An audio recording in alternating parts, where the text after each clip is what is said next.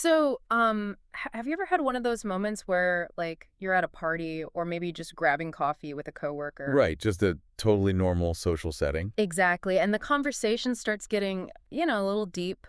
It happens. People start feeling comfortable. Yeah, you're feeling good, the vibe is warm, and you feel connected. So you decide to open up. You share a piece of your past, something real, something maybe a little heavy. Oh, no.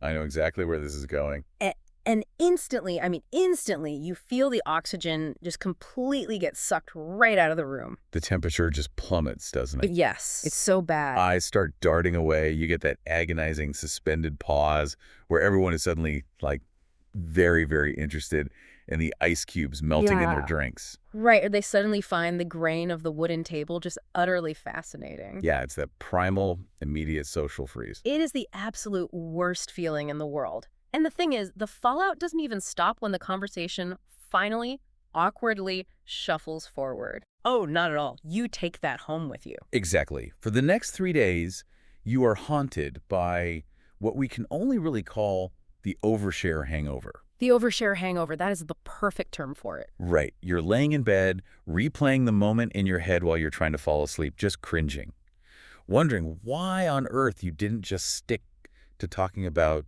I don't know, the weather. Or that new streaming series everyone's watching. Literally anything else. Literally anything else. Well, today we are going on a deep dive into exactly that phenomenon. And it's a heavy one today, honestly. It really is, Mhm. because we are taking it so much further than just, basic social awkwardness. Mhm. We are exploring this deeply introspective, anonymous framework that dissects the psychology of people who make things awkward when they talk about themselves. Yeah, and let me tell you, it goes into some unexpectedly profound territory. It really does. Yeah.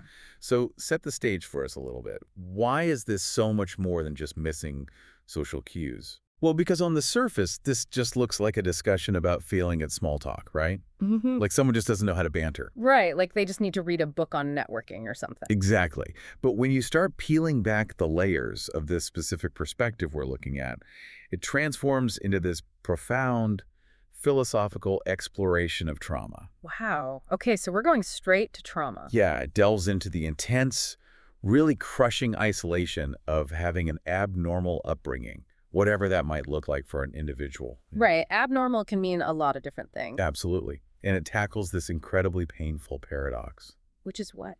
Well, it's the deep, hardwired human desire for connection, pitted against the isolating reality of exceptional suffering, and sometimes exceptional success, actually. Oh, that's interesting. Success is in there too. Yeah, it really forces us to ask fundamental questions about how we even attempt to relate to each other when our baseline experiences of reality are just completely, fundamentally mismatched. Mismatched baselines. I like that. So let's really unpack the mechanics of that mismatch. Because the way this framework describes the immediate aftermath of a failed conversation is so visceral. It's physical pain. Yeah. It's not just a mental, oops. Exactly. Imagine just for a second stepping into the mind of someone who feels entirely alienated from what we would call normal society. Right, they feel like an alien on their own planet. We start right at that point of friction. The core dilemma here is that this person desperately wants to connect. They want to participate in the human experience of sharing their life. Of course they do. We're a social species. But when they try, the reality of their life inevitably surfaces, and it just turns into a dark, heavy story. Right. And this is a crucial distinction we have to make here. It's not because they have some malicious desire to bring down the mood. Right, they aren't trying to be a buzzkill. No, not at all. Yeah. It's because that is the literal fabric of their lived experience. There is no lighthearted, sanitized anecdote for them to pull from. So if you ask them a standard, getting to know you question. Like, oh, what were your holidays like growing up? Or are Ah. you close with your family? Yeah, standard stuff. Yeah. But for them, the factual truth is inherently dark. Exactly. And the physiological reaction that happens next is fascinating. The listener gets visibly uncomfortable. Because they don't know what to do with that information. Right. Their mirror neurons are firing, they see the pain, but they don't have a reference point for this level of heavy reality. So it just translates into this awkward mix of pity and discomfort. And the person sharing immediately senses that, right? Like you can feel when someone is pitying you. Oh, instantly. And what follows isn't just regret. It's a crushing wave of self-hatred. Wow. Self-hatred just from a conversation. Yeah, because they realize they've broken the social contract. The psychological response is to just suppress everything, to aggressively avoid those questions in the future. Because the alternative is just unbearable. Right. Being looked at with pity is completely unbearable to their ego and their sense of self. I was actually thinking about how to visualize this, like how to really picture this dynamic. Okay, let's hear it. It's like, imagine you're invited to a really lighthearted summer picnic. A summer picnic. Perfect. Sunny, casual. Right. Everyone brings standard picnic gear. Potato salad, frisbees, maybe a kite. Good vibes only. Exactly. But you show up and you are dragging a massive, rust-covered 2-ton iron anchor. An anchor, just dragging it through the grass. Yeah. Now, you didn't bring it to be malicious. In your world, carrying an anchor is just what you do. It's how you survived the ocean you grew up in. It's just a part of your daily reality. Right. You thought you were just bringing yourself to the picnic. But to everyone else, you have completely ruined the mood. Well, yeah, they're looking at this giant rusty metal thing next to the potato salad. Exactly. You've dropped this heavy, immovable object in the middle of their sunny afternoon, and now nobody knows what to do with it. They can't lift it. They can't play with it. They just stare at it. That analogy perfectly captures the structural problem of the interaction. Because of the weight. Yes, the person with the anchor is acutely aware of its weight, but they forget that other people don't have the muscles to lift it. Wow. They don't have the muscles. And this brings us to how this framework conceptualizes the people at the picnic. The text refers to them as ordinary people. Okay, wait, we definitely need to clarify that term. We really do. We need to clarify immediately that ordinary is not used as a derogatory term here. Right, it's not a slight against their intelligence or anything. Not at all. It's not about character. Ordinary simply denotes people who have lived normal, relatively stable lives. People who grew up in environments that were functional enough to provide a secure baseline. People whose foundational worldview is built on stability rather than chaos. Exactly that. And the argument being made is that these ordinary people simply lack the cognitive and emotional architecture to genuinely empathize with a trauma-filled life. So they literally can't understand it. Right. It's not a moral feeling on their part. It's a structural limitation of their lived experience. Because they've never had to lift an anchor. Precisely. For someone living a secure life, truly empathizing with profound systemic abnormality is almost cognitively impossible.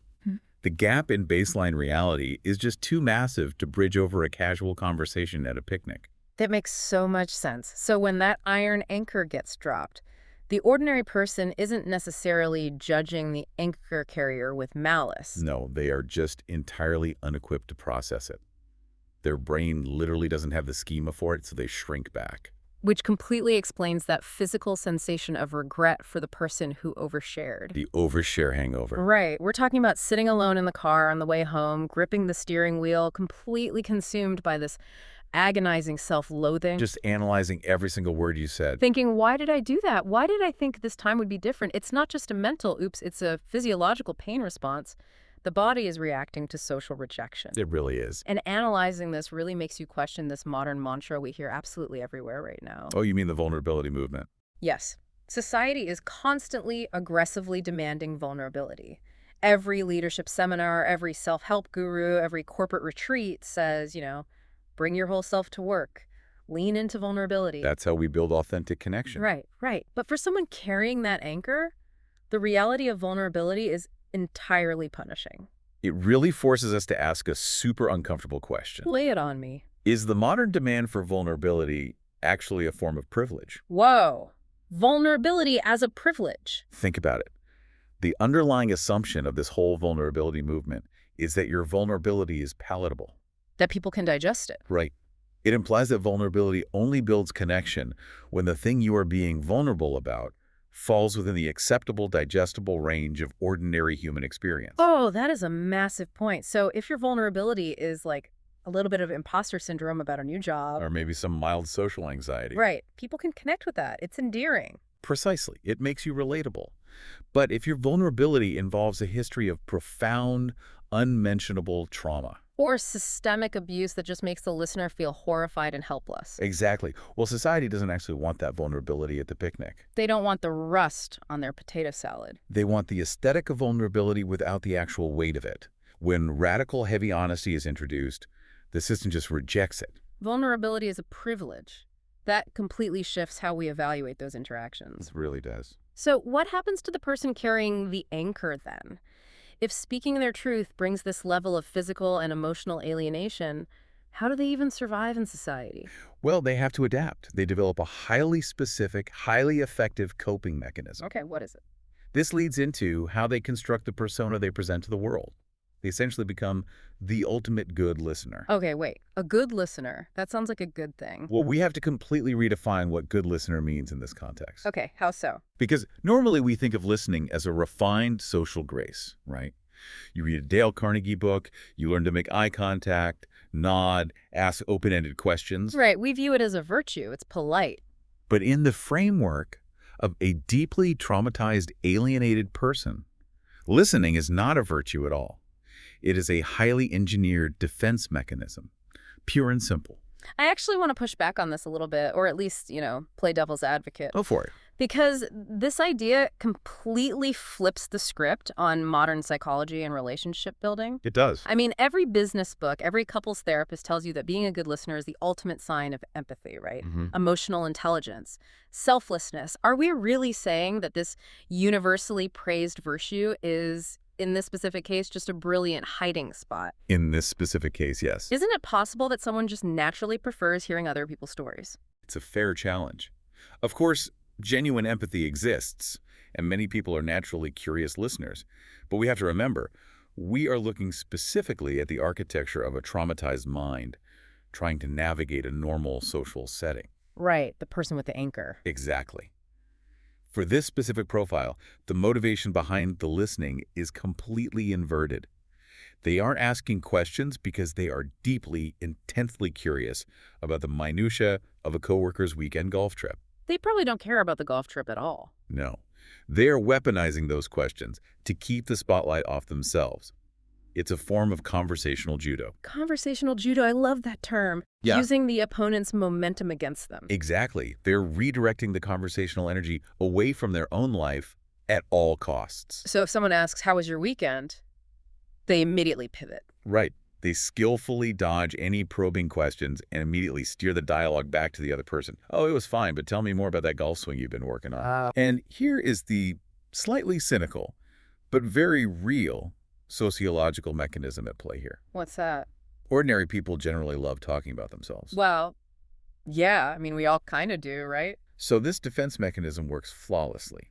The ordinary person gets to talk about their kids, their home renovations, their hobbies. And they walk away from the interaction thinking, wow, what a fantastic conversation. That person is such a great listener. Meanwhile, the great listener walks away feeling completely unseen, drained, and fundamentally isolated. Because the conversation was technically a success, right? Nobody got awkward. But there was zero actual connection. Which feeds right into this whole concept of the mysterious persona that often gets attached to these quiet, intense individuals. Oh, yes. The illusion of mystery. Right. People observe someone who doesn't talk much about themselves, who just listens and nods, and they label them as mysterious. Like, oh, they're so enigmatic. But this text offers a very sharp critique of that illusion. It's pretty brutal, honestly. It really is. The argument is that true mystery isn't just being quiet. Right. A person who has lived a very shallow, unchallenging life, but who just happens to be introverted or, stays quiet in meetings, isn't truly mysterious. Not at all. If you were to somehow force them to open up, the shallowness would be immediately exposed. Right. There's no deep well there. It's just a puddle. Exactly. That kind of quietness is a fake mystery. It's almost like a theatrical performance of silence. It's just good personal branding for someone who doesn't have much to say. Good personal branding, yes. But true mystery, according to this psychological framing, is something entirely different and much darker. Let's get into the dark stuff. The real mystery isn't the quiet face they present at the party. It's the face they make when the party is over. Oh, wow. Picture someone finally alone in their car, or smoking a cigarette on a dark balcony after a long day of faking smiles, nodding along, and absorbing the mundane chatter of ordinary people. Just totally depleted. The face they make in that moment of solitude is one of profound, unadulterated emptiness. That is a haunting image, truly. It's the physical manifestation of realizing you have spent the entire day completely disconnected from your own reality. Because you were playing conversational judo for 12 hours straight. Exactly. You spend 12 hours acting as an emotional sponge for other people's normal lives, while your own massive, complex internal world was completely locked away in the dark. So that emptiness isn't a lack of personality. No, it's the exhaustion of extreme compartmentalization. And it really highlights this utterly impossible dilemma they are trapped in. It's a catch-22. Because if you constantly hide your past and deflect with this judo, eventually people notice the wall. They always do. Even if they like talking about themselves, they eventually realize, wait, I know absolutely nothing about this person. And then they start making assumptions. Right. They assume you are aloof or arrogant or that you just don't want to get close to them. So the wall ultimately pushes people away. But then look at the alternative. Right. The alternative is you try to compromise. You think, okay, I need to share something to seem human. I need to throw them a bone. So what do? You take your deeply traumatic, complex past and you try to sanitize it. Oh, you try to make it pop psychology friendly. Exactly. You twist it into some light, digestible, self-deprecating anecdote just to satisfy the ordinary person's curiosity. Just trying to give them something without dropping the full iron anchor. Right. But when you do that, you are committing a massive betrayal against yourself. It's a complete lose-lose scenario. Your lived experiences are not light. No. To package systemic trauma or deep psychological suffering into a quirky story for the sake of small talk is to actively lie about who you fundamentally are. And the psychological toll of that lie must be immense. It is. Yeah. Doing this, fracturing your own truth just to appear palatable to ordinary people, it only deepens that internal sense of emptiness. Because you aren't really there. Exactly. You are technically interacting with people, yes. You are at the party, you are exchanging words, but the you that is interacting is a complete fabrication. It's a tailored avatar. So deep, soulful connection is utterly impossible because the real you isn't even in the room. The real you is still in the car or on the balcony. Wow. Okay, so let's look at the physics of this. We have someone who is fundamentally, structurally alienated from normal social circles. They can't share their true reality because it repels people. Hiding behind questions makes them seem cold or mysterious in a way that isolates them. And faking a sanitized version of themselves hollows them out from the inside. So the pressure cooker. Right. So where does all this suppressed energy go? Human beings are energetic systems, right? You can't just delete emotional energy. No, it has to go somewhere. The law of conservation of energy applies to psychology too. Exactly. If you can't expend your drive and your desire for validation on normal relationships, normal hobbies, normal weekend barbecues, what happens to it? This brings us to what I think is the most provocative claim we're exploring today. Yes, the engine of greatness. The argument is that this exact alienation, this specific type of trauma and isolation, is the literal engine of historical greatness. All that suppressed energy gets channeled into pure, unadulterated obsession. It is a massive, fascinating pivot in how we understand ambition. Because we usually think of ambition as a healthy drive, right? Right. But the claim being made here is incredibly bold and unequivocal. It states that there are no ordinary people among the world's absolute greats. None. None. If you look at the people who have achieved massive, world-altering success, historical significance, or extreme mastery in any field, this perspective insists that absolutely none of them came from a place of complete ordinary satisfaction. Okay, we really need to define what they mean by ordinary happiness here, because it's a very specific, recognizable baseline. Let's define it. It's having a moderate, comfortable income, a nice house, a partner you love, some kids, maybe a golden retriever. A fulfilling, manageable, pleasant life. Right. The logic is that if you have the psychological makeup to find deep happiness right in front of you, if you can find joy in tending your garden or in family dinners or playing in a weekend softball league, you simply do not dream of massive, world-altering conquest. Why would you? Exactly. Why would you? You're already satisfied. Your biological and psychological needs are met. And if we look at the neurobiology and psychology of ambition, it makes perfect sense. Ordinary people, those with a stable baseline, don't possess the massive internal void required to fuel extraordinary punishing ambition. They have a healthy sense of homeostasis. Right, they are balanced. But someone with a traumatic, abnormal upbringing, they do not have homeostasis. Not at all. They have a gaping, massive void where their sense of safety and self-worth should be. It makes me think about thermodynamics, actually, specifically the concept of fuel. Oh, I like where this is going. We use a fuel analogy here. Yeah. Ordinary happiness, that stable baseline, is like solar power. Solar power. Yes, steady, it's warm, it's incredibly reliable, it keeps the house running perfectly. You can rely on the sun coming up every single day to give you what you need. It's a sustainable way to live. But the trauma, the intense inferiority complex, the deep-seated agonizing need to prove your worth to a world that rejected you, that is not solar power. No, it's not. That is unstable, highly refined rocket fuel. Rocket fuel. It is highly combustible, it is dangerous, it is toxic to handle. It might literally blow up the launch pad and destroy the vessel it's in. But it is the only physical substance that actually has the propulsive force to get you to the moon. That is exactly the dynamic. Yeah. Solar power doesn't break the Earth's atmosphere. It just keeps the lights on. Right. It doesn't have the violent force necessary to overcome the gravity of mediocrity. Rocket fuel does. But the cost of burning that fuel is astronomical. It is. And when you look at what living on that rocket fuel actually looks like day to day, it strips away all the glamorous illusions we have about success. We're talking about the 16-hour workday. Exactly. The Yes. complete sacrifice of physical and mental health. The perspective we're examining states very clearly that people with these abnormal, void-driven upbringings cannot just work a standard 8-hour day and then go home to peacefully enjoy a hobby. But why not? I think a lot of people would ask, if you're making millions of dollars or you're at the top of your field, why can't you just clock out? Right? Why not just go play golf? Yeah. What is the mechanism that stops them from just turning off the laptop, pouring a glass of wine, and watching a movie like everyone else? Because fundamentally they are clumsy at living normally. Clumsy. Yes. They don't know how to relax into ordinary domestic bliss because they were never given the blueprint for it during their formative years. The blueprint was survival. Exactly. For an ordinary person, a quiet evening on the couch is relaxing. For someone running on trauma-induced rocket fuel, a quiet evening is terrifying. Because there's no distraction. The silence is when the void speaks loudest. The peace of domesticity feels alien, and often it triggers hypervigilance. Because peace meant danger when they were growing up. Exactly. Their nervous system is wired for chaos and survival. So instead of sitting in that quiet room and facing that terrifying internal emptiness, they obsessively, compulsively throw themselves back into their single pursuit. Wow. So the work isn't a passion project at all. It's an anesthetic. Precisely. It is an anesthetic. It is not out of a healthy, joyful passion for their craft. It is out of a desperate, burning need to quiet the demons of their inferiority complex. They need the noise of the work. They need the external validation of success to temporarily plug the hole in their identity.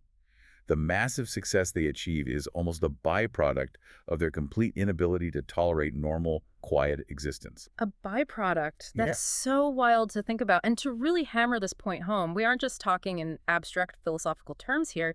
This translates directly into real-world mechanics, especially when we look at the elites of physically demanding fields. Like sports. Yes, take the world of combat sports. You look at champions, top-tier athletes like Mike Tyson, Floyd Mayweather, Manny Pacquiao. Absolute legends of the sport. Right.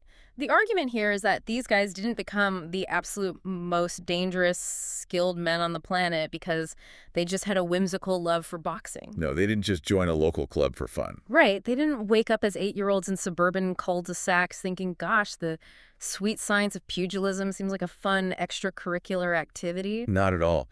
They pursued this brutal, brain-damaging sport to eat, to survive. Pure survival. They came from environments of such profound lack, poverty, and desperation that the only way out was through relentless, punishing physical violence and dedication. So when we look at their success, The championship belts, the private jets, the hundreds of millions of dollars, we view it as the pinnacle of achievement.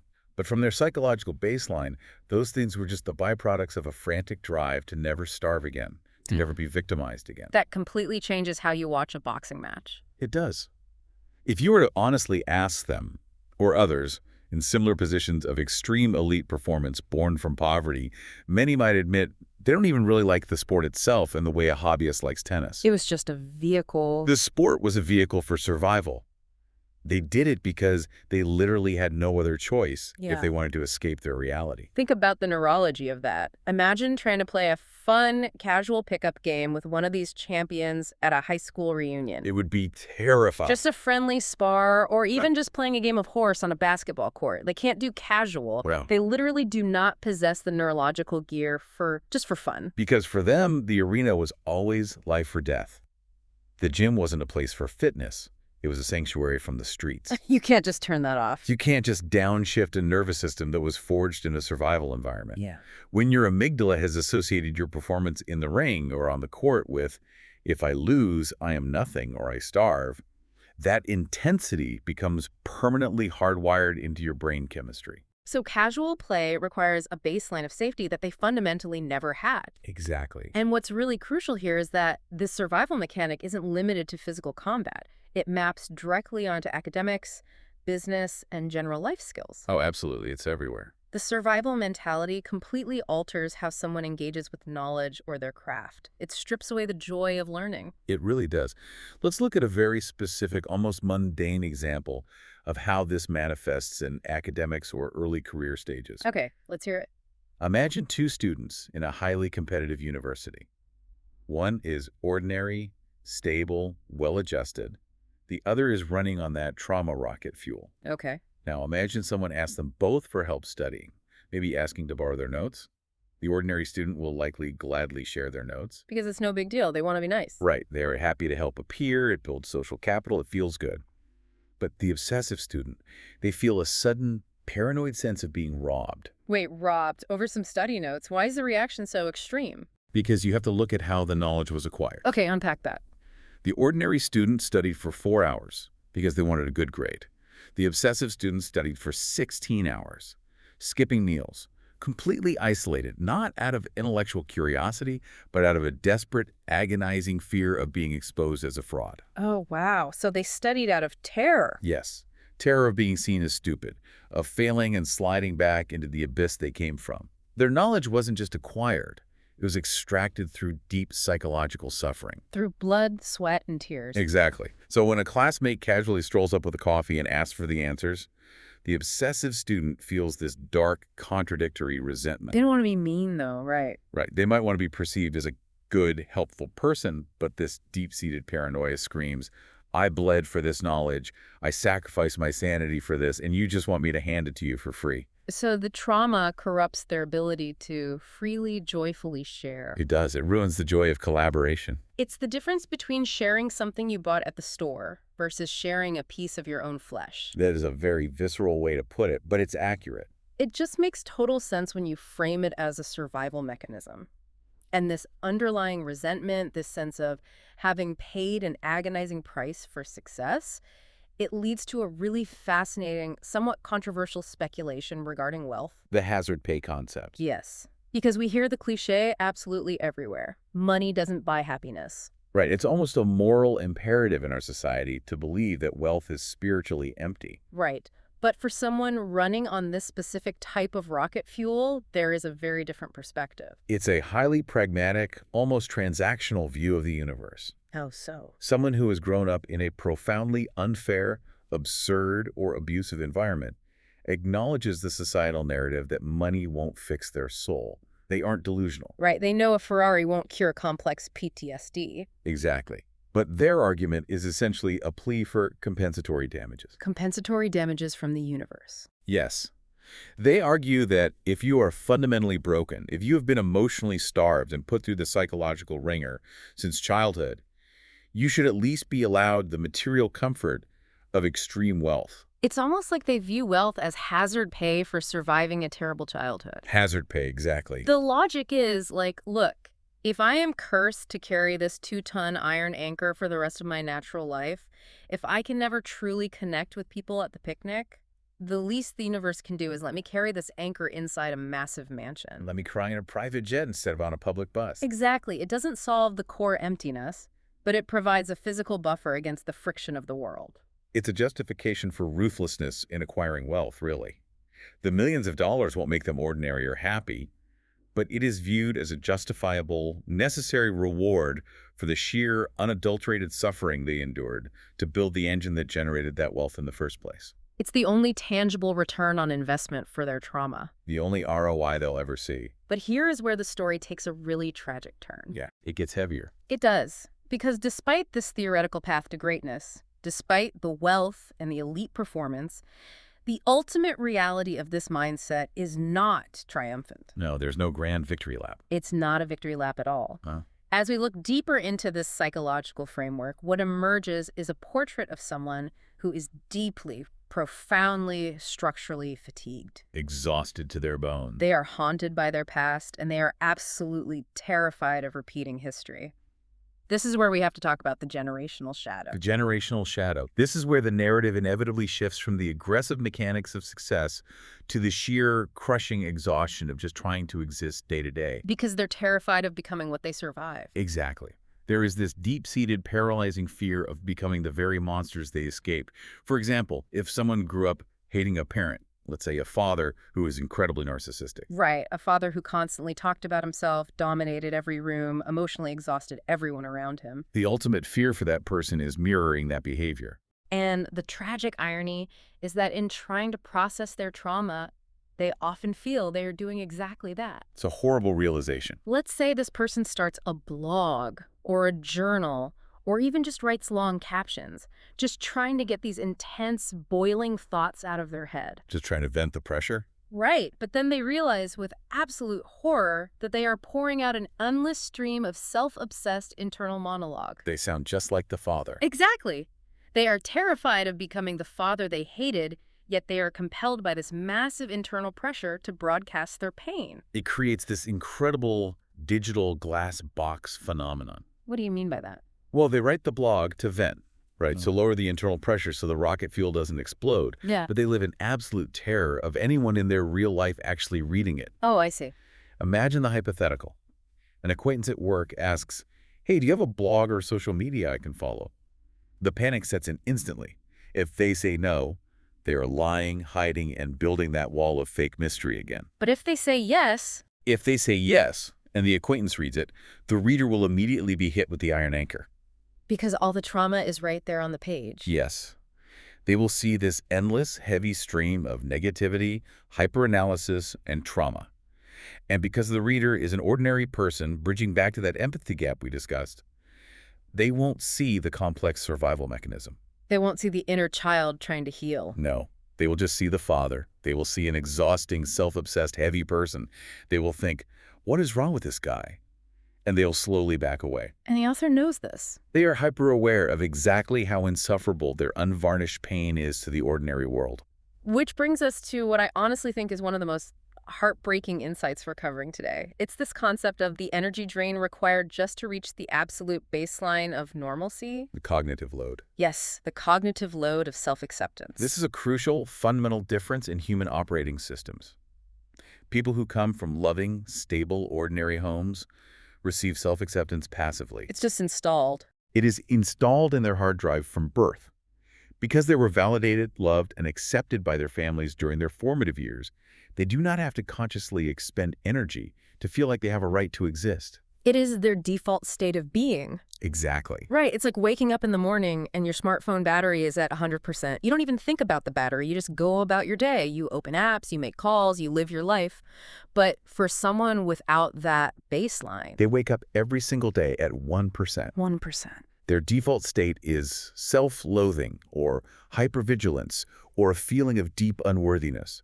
So before they can even begin to interact with the world, they have to spend massive amounts of conscious, active emotional energy just to build the ordinary foundation that others were simply born with. They're constantly fighting just to get to zero. Yes, they spend the entire first half of their life and a huge portion of their daily cognitive bandwidth just trying to construct a temporary, fragile sense of self-acceptance that allows them to walk into a grocery store or sit in a meeting without spiraling. You can almost feel the burning resentment when you analyze this dynamic, the sheer exhaustion of it.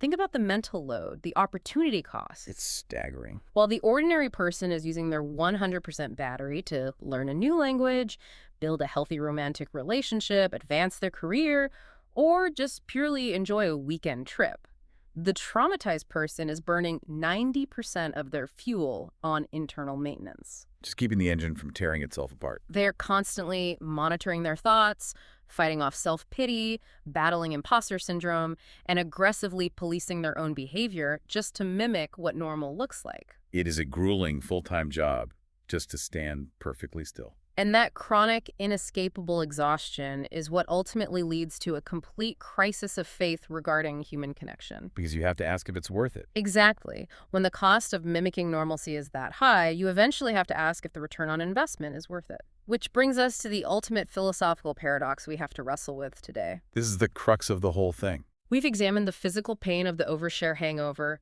the hollow isolation of the fake mystery, the volatile, destructive nature of trauma-fueled ambition, and the sheer exhaustion of trying to manufacture a normal baseline.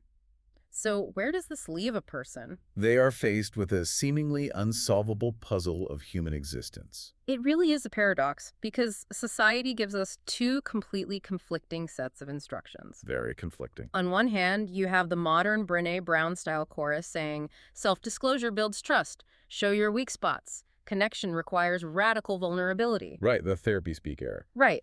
But on the other hand, there is an older, much more cynical, almost Machiavellian wisdom deeply embedded in our culture that says, never show your hand. If it bleeds, it leads. Don't let them know what you're really thinking, or they will use it against you. A very survivalist mindset. So someone carrying an anchor looks at these two options and realizes neither of them actually works. Correct. We've established that self-disclosure, dropping the anchor, brings the overshare hangover and pushes ordinary people away because of the empathy gap. Right. But hiding, playing the good listener, maintaining the wall, brings the fake mystery and guarantees internal emptiness because the true self is never witnessed. So both paths lead to isolation, just via different mechanisms. Exactly. So the logical next hypothesis to test is, if connection hurts and hiding hollows you out, is total intentional isolation the only rational answer? Just giving up on society entirely. Right. There's a long historical precedent for this. The idea that great minds love solitude, that true geniuses or philosophers must remove themselves from the mindless mob. The lone wolf archetype. Because forcing yourself to participate in shallow, ordinary socialization only degrades your intellect and brings you pain. But wait, I have to jump in here, because even this romanticized idea of the solitary genius falls apart under scrutiny. It really does. Because unless you literally move to a cabin in the woods and hunt your own food, true isolation is impossible. You still have to interact with the world to survive. You still have to buy You groceries. have to buy groceries, negotiate contracts, pay taxes. Which means even if you choose isolation emotionally, you still have to physically show up and fake the smiles when you interact with the cashier or the client. And that just leads right back to that profound, smoking alone in the dark loneliness. It degrades your sensitivity, it makes you numb. So if connection is painful, hiding is hollow, and isolation makes you numb and lonely, what on earth is left on the menu? It is the absolute definition of being trapped between a rock and a hard place. There's one final, rather dark hypothesis that often emerges from this psychological state. Okay, what is it? The thought process goes like this. If genuine, soulful human connection is biologically and sociologically impossible for me because of this empathy gap, maybe the only way I can safely interact with the human race is purely transactionally. Transactional. Maybe I just lean entirely into the rocket fuel, acquire massive amounts of money and power, and I use those tools to move people around like pieces on a chessboard. Oh, wow. I don't try to connect with them. I just direct them. I buy their compliance so I don't have to risk seeking their empathy. Ah, the supervillain origin story. Essentially, yes. But even as that idea forms, the fatal flaw in the logic is glaringly obvious, isn't it? Yes, the flaw is immediate and devastating. Because if wealth and power only bring a more luxurious kind of emptiness, and you are only using your power to manipulate people without ever truly being known by them, you end up constructing an entirely contradictory, meaningless universe for yourself. You win the game, but the game is empty. You've built a magnificent kingdom, but the kingdom is made entirely of isolation. You are completely safe from the awkwardness of the overshare. No one can pity you, but you are entirely, completely alone in a fortress of your own making. It's a remarkably bleak realization. Very bleak. And to really anchor this philosophical struggle, this framework brings up a historical figure that caught me off guard. Socrates. Yes. Why bring Socrates into a modern psychological breakdown of trauma and isolation? Socrates is brought in to validate a really difficult truth about the necessity of suffering for profound thought. Okay, unpack that for us.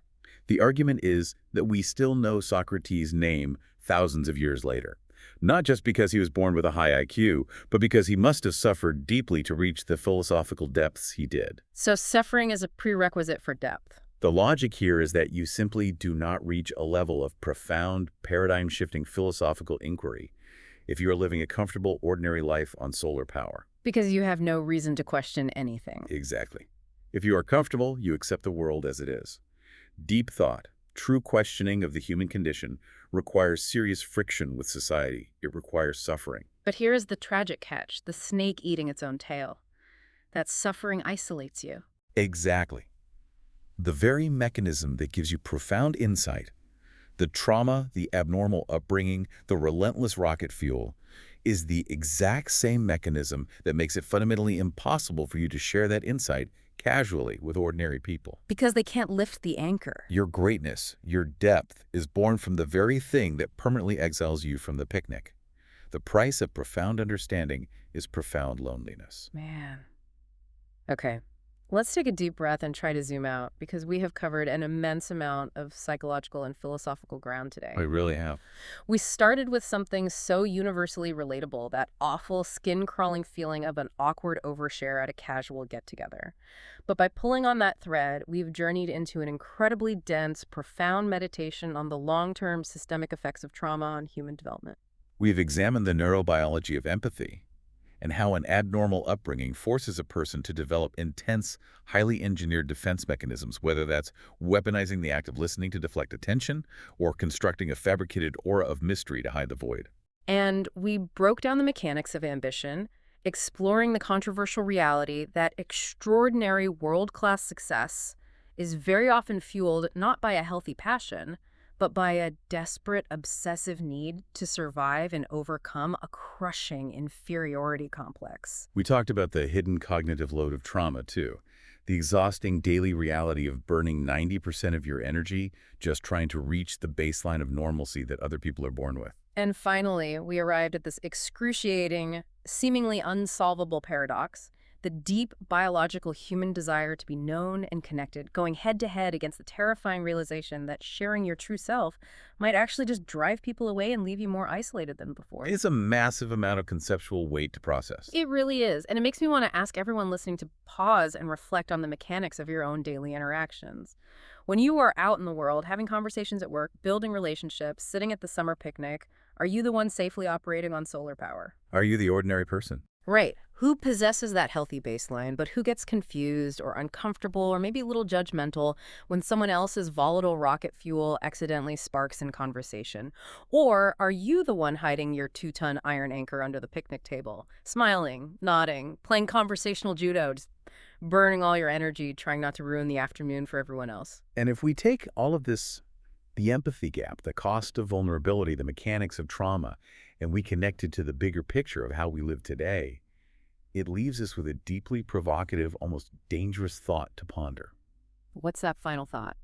As we said earlier, the modern world aggressively, relentlessly pushes the narrative that vulnerability is the ultimate universal key to human connection.